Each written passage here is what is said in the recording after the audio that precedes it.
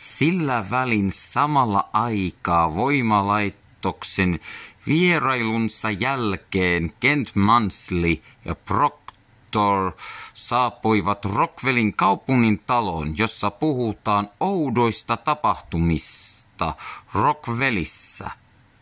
Kent Mansley ilmoittaa Proctorin kanssa pormestarille heidän tulleen Washingtonista ja selviämättömien ilmiöiden osastosta tutkimaan juttua Rockwellin kaupungissa. Pormestari ja hänen työtoverinsa haluaisivat tietää, miksi oudot tapahtumat tapahtuvat heidän kaupungissa. Sen Mansley voi kyllä kertoa.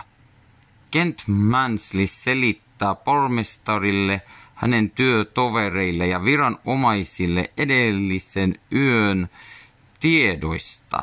Satelliittitutkat havaitsivat ilmakehässä tuntemattoman säteen, jonka oletettiin alun perin olevan pudonnut avaruuskivi tai meteori avaruudesta.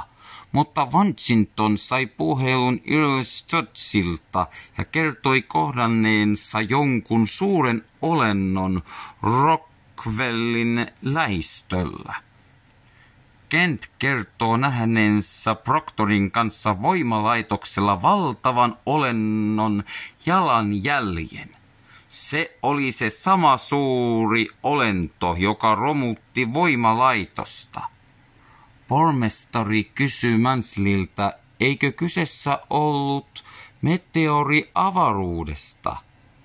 Kent Mansley vastaa, ei kyllä ollut meteori, kuin Yhdysvaltain hallitus on aiemmin luullut.